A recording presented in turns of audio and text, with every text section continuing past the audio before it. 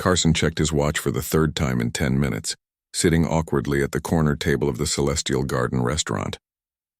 The establishment floated somewhere between Earth's atmosphere and the trade station orbiting above, catering to the increasingly common phenomenon of interspecies dating. He tugged at his collar, wondering, not for the first time, why he'd let his sister talk him into this. "It'll be fun," she'd said. "You need to get out more. Meet new species. Expand your horizons." The chair across from him suddenly scraped backward, and Carson looked up to find himself staring at a petite figure with iridescent scales that shimmered between emerald and gold under the restaurant's ambient lighting. She had delicate horns that curved backward from her temples, and her eyes, slitted like a cat's, held an apologetic warmth. "My dragon mother apologized for keeping you waiting," the young woman said, her voice carrying a melodic quality that seemed to resonate in his chest. She bowed slightly, a gesture that seemed both formal and sincere. Carson stood quickly, nearly knocking over his water glass. "Oh no, I just got here myself," he lied, trying to be polite. She tilted her head, a small smile playing at the corners of her mouth. "Humans are terrible liars. Your heart rate just increased by 17%. She extended a clawed hand. "I'm Alice, third daughter of Matriarch Vermilion of the Draconis Collective." He took her hand carefully, surprised by the warmth of her scales. "Carson Webb, first son of Dave and Linda Webb of Cincinnati, Ohio." Alice laughed, a sound like wind chimes in a summer breeze. "I like you already. You don't try to make yourself sound more important than you are." She settled into her seat with a grace that spoke of centuries of refined culture, though Carson knew from the dating profile that she was only 23 in Earth years, as they ordered, Alice requesting something that involved raw crystallized minerals that made the waiter's eyes widen. Carson found himself relaxing. There was something disarming about her directness. "So," Alice said, folding her hands on the table, "I should explain about my mother. She's protective. Protective like don't stay out past midnight protective, or I will incinerate anyone who hurts my daughter protective." "The latter," Alice said without hesitation. "She insisted on scanning you before I left. Full background check, genetic analysis, projected compatibility scores, threat assessment. The works." Carson felt his face flush. "And I passed?" "You're here, aren't you?" Alice's eyes sparkled with amusement. "Though I should warn you, she'll want to meet you if this goes well. She has opinions about humans. Good opinions or bad opinions?" Alice considered this. "Complicated opinions. Our people have been spacefaring for 40,000 years.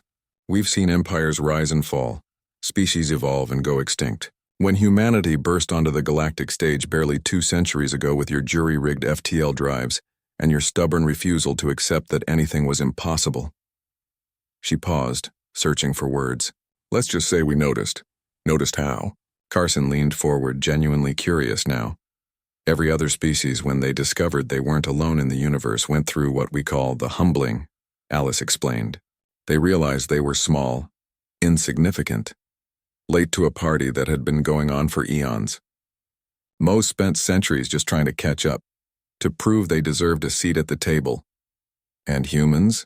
Humans showed up and immediately started asking why we did things the way we did," Alice said, her voice carrying a note of admiration. "You didn't ask for permission. You didn't accept that's how it's always been done as an answer. Within 50 years, human engineers were improving drives that had been unchanged for millennia.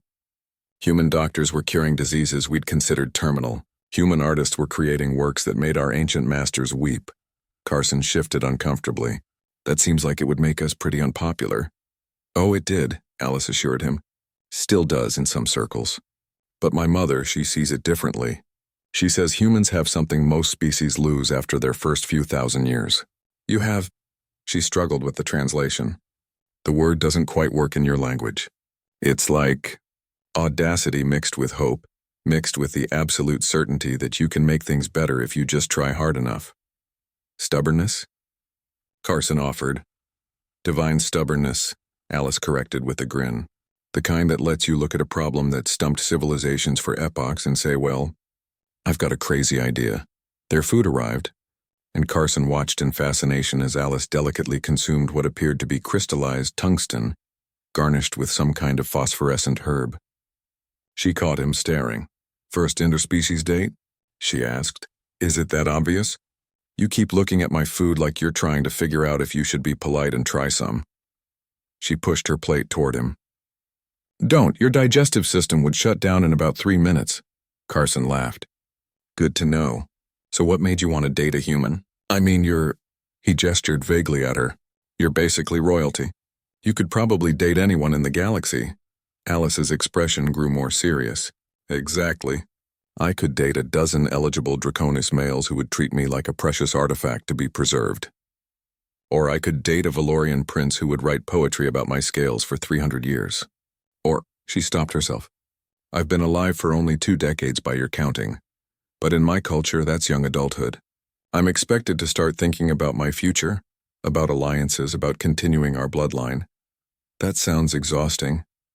"It is," Alice said softly.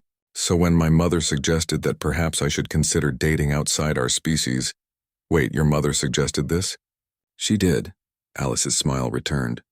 "She said that the universe was changing, and that the old ways of doing things might not serve the future. She said that humans, for all their chaos and noise and absolutely terrible impulse control, were shaping the galaxy in ways we couldn't ignore. She said that maybe it was time for the ancient races to learn from the young ones." Carson sat back, processing this. "So this is like a political experiment?" "No," Alice said firmly, reaching across the table to place her hand over his. Her scales were warm, almost hot to the touch. "This is me wanting to go on a date with someone who doesn't treat me like I'm made of glass. Someone who might actually surprise me. Someone who looks at a galaxy full of ancient, powerful beings and says, 'Yeah, but what if we tried something new?'"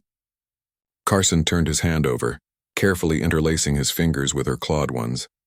"I think I can manage that."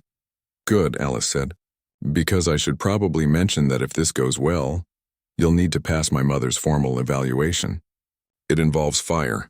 Quite a lot of fire." "Seriously?" "Seriously." Alice's eyes glinted with mischief. "But if you're as stubborn as the rest of your species, I think you'll be fine." Carson looked at this beautiful, ancient, utterly alien woman sitting across from him and felt something click into place. Maybe his sister had been right. Maybe it was time to expand his horizons. "You know what?" he said. "Bring on the fire." Alice's laugh echoed through the restaurant, and for the first time in weeks, Carson felt like he was exactly where he was supposed to be, sitting across from someone who saw humanity not as young upstarts, but as the spark that could reignite the galaxy's imagination. The universe was bigger than he'd ever imagined, and somehow, impossibly, there was a place in it for him.